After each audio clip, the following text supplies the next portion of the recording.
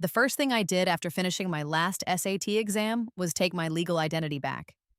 While my biological parents whisked their precious adopted daughter and my brother away on a celebratory vacation, I took a city bus downtown. With my identification and the family residency documents I had quietly retrieved from my father's study, I walked into the city records office.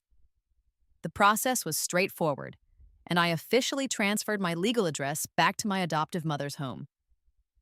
Weeks later, when the exam scores were released to the public, reporters flocked to my biological parents' estate, eager for an interview. "How did you manage to raise the state's top scorer?" they asked, microphones extended. Standing on the manicured lawn, I simply smiled and gestured to the woman who had just arrived to support me, my adoptive mom. "This," I announced clearly, "is my real mother." I walked out of the exam room after finishing the last test, feeling a strange sense of finality. A large crowd of anxious parents was gathered at the school gate, their faces a mixture of hope and exhaustion. I took my time leaving the classroom, and from a distance, I saw Chloe running into the arms of my biological parents, putting on a sweet, daughterly display before she was ushered into their luxury car, which then sped away. Just before the car door closed, Chloe glanced around, her eyes searching the crowd. When she finally spotted me, a smug, challenging smile spread across her face. It was a look I knew all too well. Noah ran up to me, his own relief palpable. "Want to grab something to eat?" he asked. I pulled out my phone as I walked, turning it on for the first time that day. There were several messages from my adoptive mom, Aunt Carol, all of them filled with concern and encouragement. I smiled and quickly typed out a reassuring reply before putting the phone away. "No thanks," I told Noah. "If I don't go home, their little family vacation won't get started on time." The Warrens, my biological parents and brother, had been planning this trip with Chloe for 3 months. It was a grand excursion to celebrate the end of exams. After all, Chloe had received acceptance letters from several excellent art schools, including a top-tier institution like the Rhode Island School of Design. Noah licked his lips, his hands clenching into loose fists with a hint of nervous energy. "All right, Maya," he said, his voice a little shaky. "You remember what you promised me, right?" I could feel a blush creep up my neck, and I blamed it on the sweltering afternoon heat. "I know, boyfriend, no dating in high school." It was a promise I had made to him. Once the SATs were over, I had agreed to be his girlfriend. We were barely out of the exam hall, and he was already eager to make things official. Noah let out a long, slow breath of relief. "I'll pick you up tonight," he said, and then he took off with a speed that suggested he was afraid I might change my mind. When I arrived at the Warrens' house, Chloe was already dressed in a brand new outfit, bustling around the living room with a whirlwind of energy. "We absolutely have to bring sunscreen," she chirped to my biological mother. "You're too beautiful to get a tan, Mrs. Warren. And this book, it's Liam's favorite. Oh, and this tea, it's Mr. Warren's favorite blend." Chloe always used that sweet, delicate voice, meticulously attending to every minor detail to win them over. It was a stark contrast to me, who was often seen as clumsy and incapable of stringing together a nice word to save my life. "Maya, you're back," Chloe said, her voice bright. Unsurprisingly, she was the first to notice me. The lively atmosphere in the room instantly cooled the moment I appeared. "Why even ask? She's always at the bottom of the class," Liam sneered from the couch. We were both academically unmotivated, but Liam, who was consistently in the bottom 20% of his middle school class, always felt a sense of superiority over me, the girl who was consistently dead last in mine, even though I was in high school. "While we're gone, you are to stay home and work on your English," my father said, his tone leaving no room for argument. "I'm already making arrangements for you to go abroad. You'll go to college there, get some kind of credential, and when you return, I can arrange a suitable marriage for you." My mother added, her disappointment almost palpable. "Maya, can't you try just a little harder? You're my daughter after all, don't be so useless." Her words were a familiar refrain, a constant reminder of how I failed to meet her social ambitions. "I know," I said. I stood there, my face a mask of neutrality, listening to them lecture me. "Our flight is tonight. Don't go out and cause any trouble while we're away. You'll only embarrass me," my father commanded. "Have a great trip," I said calmly, offering a placid blessing. It was obvious they couldn't stand my indifferent attitude. In their eyes, I was simply wallowing in my own failure, having already given up on myself. I'll have the housekeeper keep an eye on you. He continued, you're not to leave the house. With grades like yours, you're an embarrassment just by being seen outside. I just lowered my head and murmured, I know. Whatever he said, I agreed. He continued to lecture me until they absolutely had to leave for the airport, finally letting out a cold snort before walking out the door. A month-long vacation. I hoped they had a wonderful time, especially after the exam scores were released. After they left, the housekeeper looked at me with a smug, arrogant air. I will be contacting an English tutor to start your lessons tomorrow. Don't you think about running off? I gave him one cold, dismissive look, turned without a word, and went back to my room. My icy stare seemed to startle him. After I shut my door, I could hear him muttering and complaining out in the hall. I pulled out my backpack and began to pack. I had already secretly taken the family residency documents the day before. As I packed, I only took the notebook, water bottle, and bank card that I had with me when I first came to the Warrens' house 3 years ago. I didn't take anything else. Every single object in this room carried the scent of this family, a scent that made me feel a deep, baseless loathing. But just leaving like this felt unsatisfying. Sure, I had been putting on an act for the past 3 years because of the money they gave my adoptive mother, but I had also put up with a lot of their nonsense.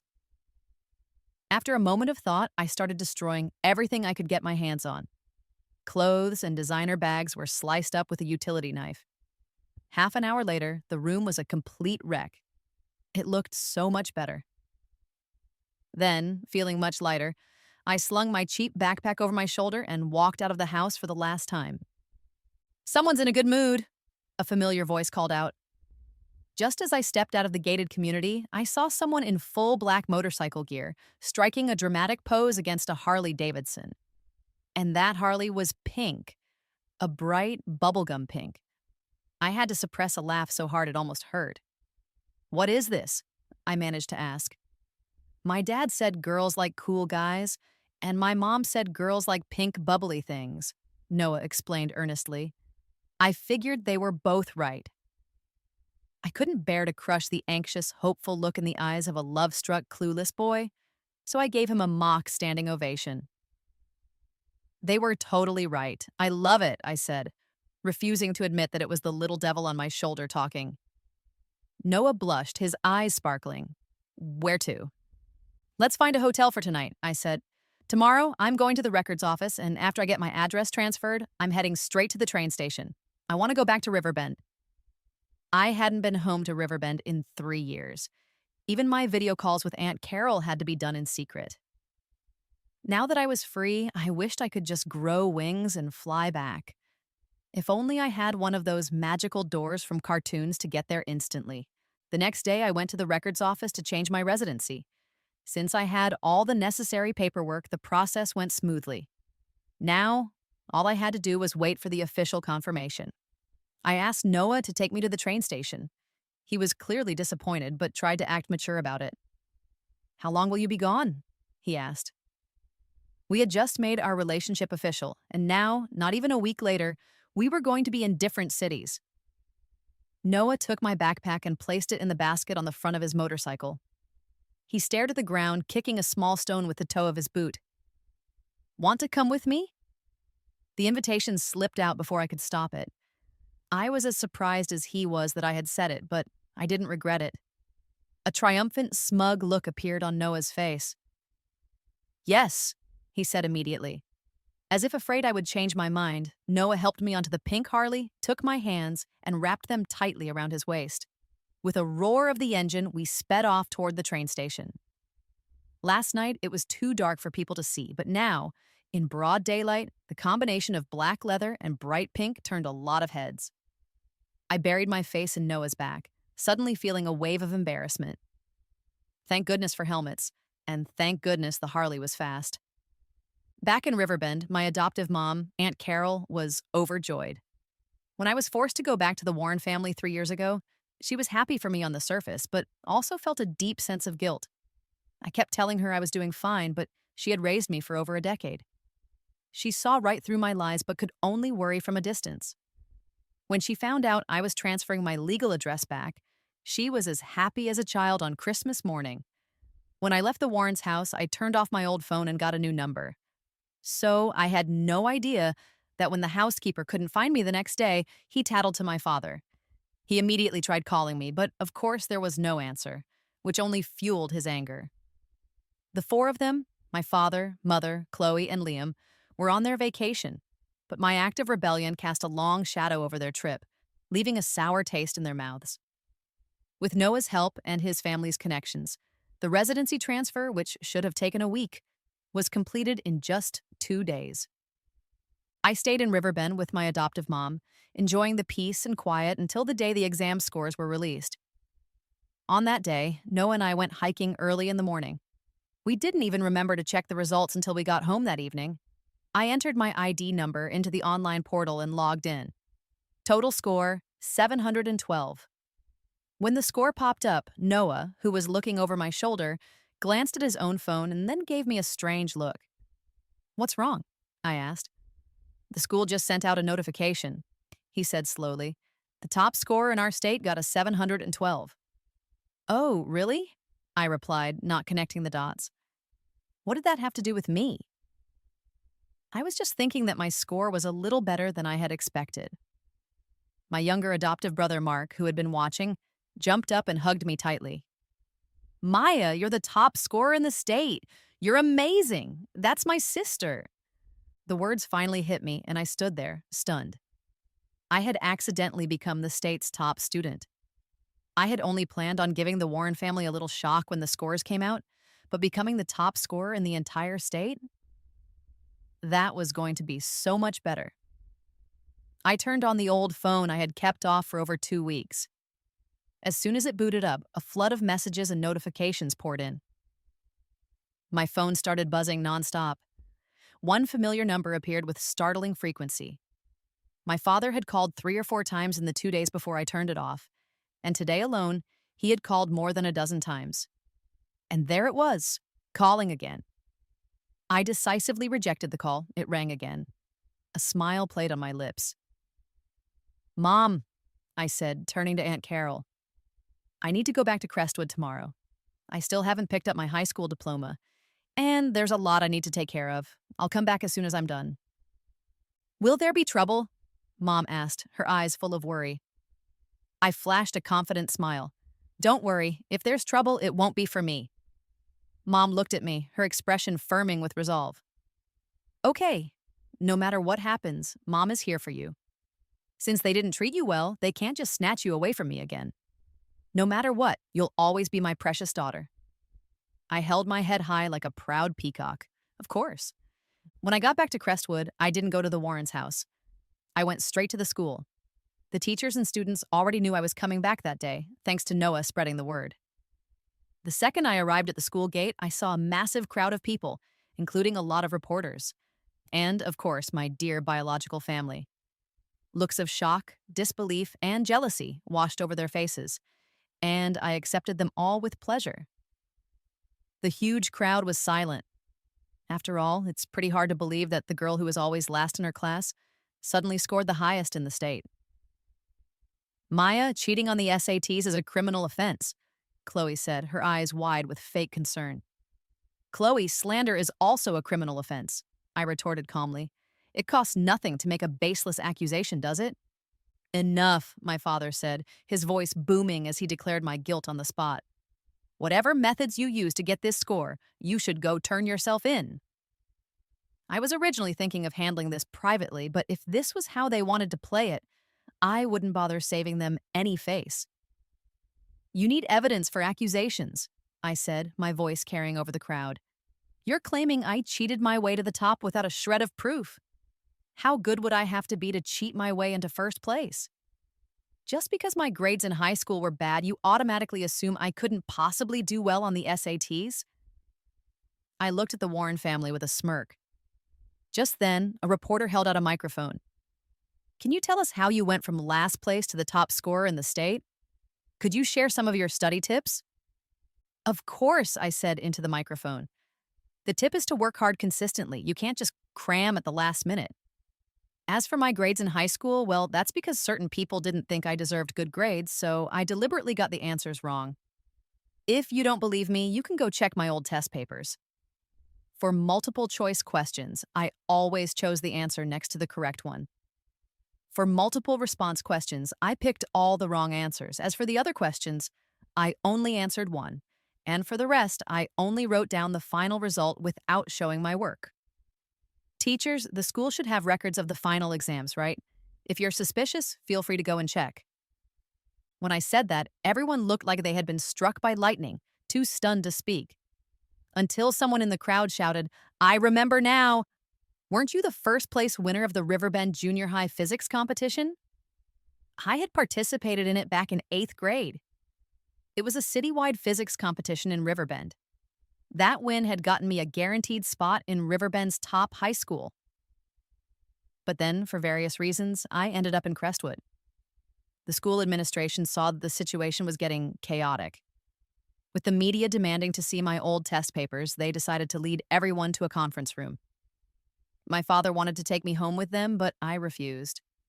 I asked a teacher to let us use an empty classroom. I told Noah to wait for me outside the door. Then, I sat in the empty classroom with the Warren family. "So you were this smart all along," my father accused, ever the one to shift blame. "You spent the last 3 years doing this on purpose just to embarrass our family." "After I transferred," I began, my voice even, "I got 3rd place on my first physics quiz. You accused me of cheating. I told you I didn't, but you didn't believe me." Then Chloe added fuel to the fire, saying the top scoring student sat right in front of me during the test. "That convinced you I must have cheated to get 3rd place." Chloe stood behind her father, looking wronged, tears welling up in her red-rimmed eyes. Chloe knew her strengths. Whenever this happened, all she had to do was put on that expression, and everyone would immediately think someone else was at fault, that she was the one being wronged. So pitiful it could melt a heart of stone. Just like now, Liam yelled at me, "My sister never said your name. You were the one with a guilty conscience." I laughed softly and stepped closer to him. "Have you forgotten? You were the one shouting the loudest that I cheated. You had just gotten caught cheating on your midterms, and to distract everyone, you threw me under the bus. Then you paid someone off to make your cheating problem quietly disappear." Liam stumbled back, terrified. How did you know that?" I turned to my father. "And later, when my grades were terrible, you all looked at me with that 'this is how it should be' expression. So, I was just living up to your expectations." My father's face darkened as he growled through clenched teeth. "Enough. Let's let the past be the past. You did a good job getting the top score in the state. We'll throw a party tomorrow to celebrate, and we'll finally announce your identity. For the past 3 years, we didn't want to distract you from your studies, so we never had a chance to formally introduce you." Such a businessman, a true old fox. He planned to just brush everything under the rug so easily. "With this score, you can get into any university in the country. The key is to pick a good major, so you can find a husband from a matching social class." He was trying to stay composed, but the smug, calculating smile on his face became more and more apparent. Before he could finish, I cut him off. "Mr. Warren." He didn't look happy about being interrupted, but considering my outstanding scores, he maintained his fake smile. "There's something you might not be aware of. The day you left for your trip, I had my legal residency transferred out of your house. So, legally speaking, I have no relationship with you anymore. And, of course, me becoming the state's top scorer has nothing to do with you either." "What did you say?" My father's face was ashen. "Mr. Warren, you must be getting old. Your hearing isn't what it used to be. Chloe, why don't you repeat it for him?" I wasn't going to put up with his act of playing deaf. "Maya, how could you do that? You're being so ungrateful." "Maya, do you realize what you're giving up by doing this?" Mr. Warren really had some nerve, acting like his family was some grand prize. "Giving up? If you hadn't forced me to come back to the Warrens' house, would I have had to be separated from my mother for 3 years? What nonsense are you talking about? I'm your mother. How did you get so brainwashed by that awful woman?" I could tolerate them insulting me. I didn't care what they thought. But I couldn't stand them calling my mom an awful woman. "Shut up. What gives you the right to talk about my mom?" You never raised me, never taught me anything. You only ever looked down on me. What makes you think you're qualified to be my mother?" My tone was so fierce that my biological mother couldn't believe I was yelling at her for another woman. Her face crumpled. "Even if you wanted to rebel, 3 years is enough. Find some time tomorrow and transfer your residency back," my father said, still arrogant and incapable of listening to reason. "You said that if I came with you, you would give my mom $60,000 for her medical bills. So, I was just an actress you hired for 3 years for $60,000 to provide you with emotional validation. Now the contract is over, and I have no intention of renewing it, so face reality. Don't come looking for me anymore. I can't be bothered to deal with you." When I was born, someone switched me with their daughter. That family treated me poorly. When I was 5, my adoptive mom, Aunt Carol, who was my biological mother's younger sister, couldn't stand it anymore and offered to adopt me. That's how I escaped a life of beatings and neglect. Karma caught up with them. The family died in a car accident when I was 10. My biological parents found me when I was in the hospital. My adoptive mom was sick, and I was exhausted from worrying about her. I looked haggard. I stood up to get a basin of warm water to give her a sponge bath, but my hands were unsteady, and the porcelain basin slipped, crashing to the floor with a piercing sound. That was the exact moment they walked in. They immediately assumed I was being abused at my adoptive mom's house. No matter how I explained, they wouldn't believe me. From the moment she saw me in the hospital, my biological mother started sobbing. "You've suffered so much all these years. When you come home, Mommy will make up for everything." Her eyes were red, and tears streamed down her face. They tried every trick in the book to get me to go back with them. At the time, my mom needed a lot of money for surgery. Our savings weren't enough, and we were planning to sell our house. When they found out, they offered to give us $60,000 on the condition that I go home with them. I agreed. I had fantasized that they treated me this way because they cared about their daughter, who was lost at birth. I had fantasized that once the misunderstandings were cleared up, I would have 2 homes, 2 mothers who cherished me. When I first walked into the Warrens' house, I did have a sliver of hope. After I aced that first physics quiz, I was happy on my way home. And my disappointment when they misunderstood was just as great as my initial happiness. Later, I slowly came to understand that they never wanted their lost daughter back. They wanted a poor wretch who would be dependent on them, someone timid and weak, but also obedient. And so, I stopped expecting anything from them. I'll never forget the time they accused me of cheating, and Liam grabbed my backpack and dumped all my books on the floor. I'll never forget when Chloe instigated others to bully me at school, cornering me in the girls' bathroom. I fought them like my life depended on it and ended up in the hospital, bruised and swollen, while my father and mother only complained about how I had embarrassed them. It was thanks to Noah that no one dared to bully me at school after that. And the time Chloe fell down the stairs and my father slapped me without asking a single question. Even when I insisted on seeing the security footage to prove my innocence, and Chloe meekly admitted the truth, these parents and my so-called brother just said I had a vicious heart. After leaving the classroom, several media outlets wanted to interview me. I ended up choosing the reporter from the outlet that had recognized me from the physics competition. The reporter hesitantly suggested that I could bring my parents along for the interview. My father immediately started to step forward. I said apologetically, "My mother is in Riverbend. If you want to interview my parents, you might have to wait a few days. She's not coming to Crestwood until the day after tomorrow." Being publicly disowned like that, my father was furious. "You ungrateful brat!" Chloe, having composed herself, added fuel to the fire. "Sister, if you say that, you'll hurt Mom and Dad's feelings. You're still their biological daughter, related by blood. Blood is thicker than water."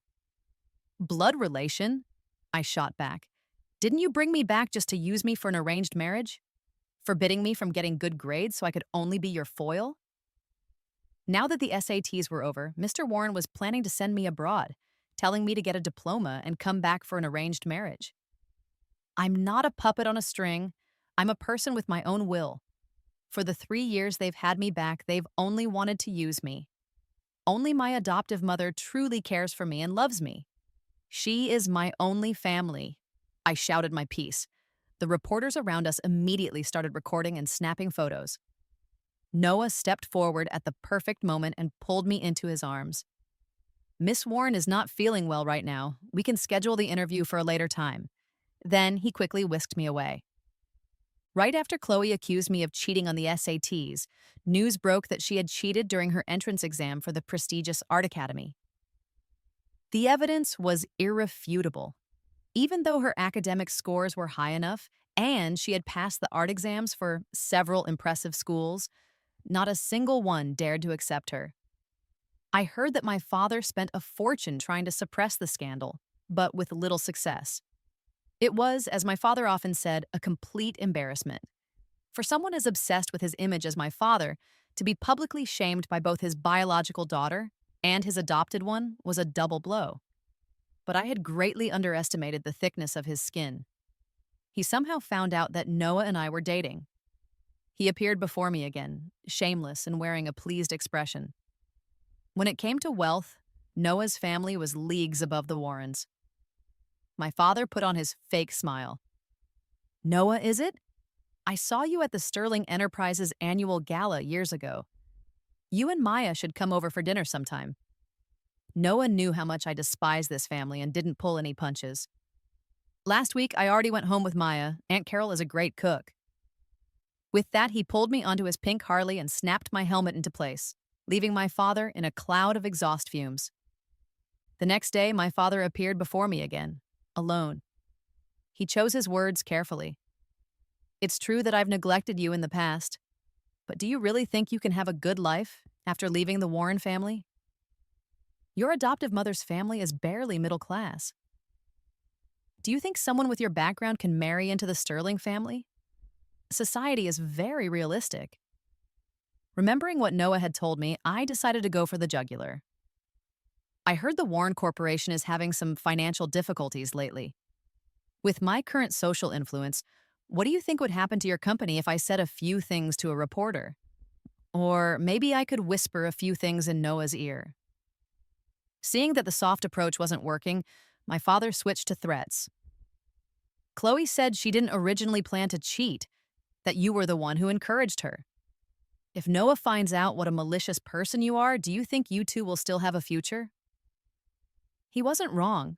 I had subtly mentioned to Chloe that bribery was an option, but how could I possibly admit to that?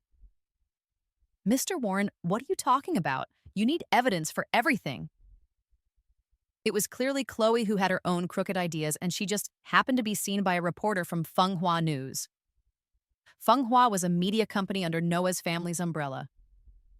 "Regardless," I continued, "I am grateful to you. It was because of your help that my mom had the money for her surgery. So I really don't want to burn everything to the ground. Chloe got what she deserved. I just want to go back to my old life. If you don't bother me, I won't do anything drastic." My father seemed to be genuinely shaken this time. He didn't come looking for me again. On the day we went back to school to pick up our diplomas, Isabel stood to the side, looking gaunt and withered, watching me with a sinister glare. "Are you satisfied now, Maya? You're happy now that you've ruined me?" she hissed. "Why should I be happy? Don't think so highly of yourself. Frankly, whether you live or die has nothing to do with me. Everything you're going through now is your own doing, but if you want to force the blame onto me, you'll have to see if you have what it takes. After all, I know your dirty little secrets better than anyone." Isabel stumbled backward in fear. As we neared the school gate, I saw my mom and brother talking under the hot sun. I quickened my pace. "It's so hot out. Didn't I tell you to wait for me at the restaurant?" I chided gently. "Maya." I turned around. Liam was standing behind me. "Mom and Dad want to have a meal with you," he said, his eyes dim and full of loss. I rolled my eyes. "No thanks, I'm busy. Let's just go our separate ways and stop making each other miserable." Liam watched as I turned away without hesitation, laughing and leaving with my adoptive mother and brother. A sharp pain pierced his heart. In 3 years, I had never once looked at him with that kind of affectionate expression. 3 years later, my adoptive brother took his college entrance exams. Coincidentally, when the results came out, he was also the state's top scorer. Reporters flocked to interview my brother, and in their investigation, They discovered that 3 years prior, his sister, me, had also been the state's top scorer. The internet was full of praise for my mom's excellent parenting, while my biological parents were heavily criticized. The Evans family's business, which had been struggling, took another hit. I thought I would never see them again, but then my father showed up one more time. They found out I was on very good terms with my university mentor, Professor Lee, and hoped I could connect them with him to persuade him to sell them the rights to a new technology. "Whether you admit it or not, we are your family," he pleaded. "Just do us this one small favor." I swatted a bug away from my face.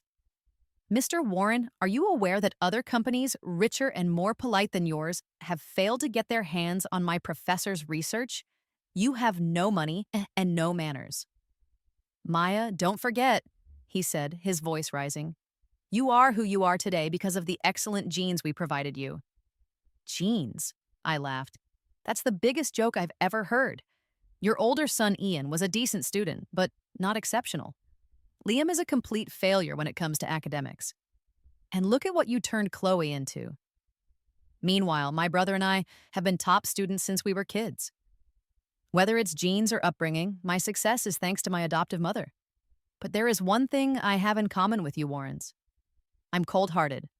Seeing my own biological parents in this state, I feel nothing at all. That coldness must have come from your genes." I stood up. "Oh, right. I forgot to tell you something. I have recordings of all the verbal abuse from 3 years ago, including our conversation in the classroom that day. I've always believed in being prepared. So don't try to use family ties to manipulate me." As he stared at me in disbelief, I slowly walked away. Later, I heard that Chloe was called back from abroad and engaged to some rich playboy to save the company. It was a final flicker of life before the inevitable decline. After graduating from college, I continued my studies, got my PhD, and stayed at the university to teach. I married Noah the year I graduated. His family adores me. After working his way up at his family's main company, he applied to be the general manager of the branch in the capital, following me like a devoted husband. Shortly after we got engaged, Noah's mother came to see me. She sat across from me, her expression serious, sizing me up. Finally, she sighed and started rummaging through her large purse. I raised an eyebrow, wondering if she was looking for a checkbook. Instead, she pulled out 2 large folders labeled Resume and Honors. She opened the Honors folder first, pulling out a stack of certificates. "These are all the awards Noah has won since he was a child. This kid has always been smart."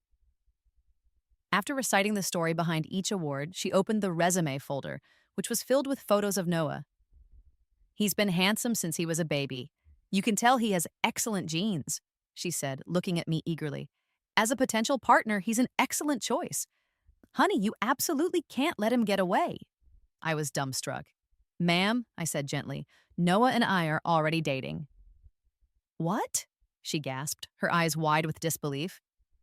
"How is that possible? How could a wonderful girl like you fall for a quiet blockhead like Noah?" I later found out that Noah had always kept his distance from girls. His entire family thought he was going to be a bachelor for life. When they heard he liked a girl, they decided they had to help him win her over, fearing it was his only chance. They never expected him to be so efficient, settling his lifelong commitment the moment the SATs were over. My life, I believe, will only get better from here.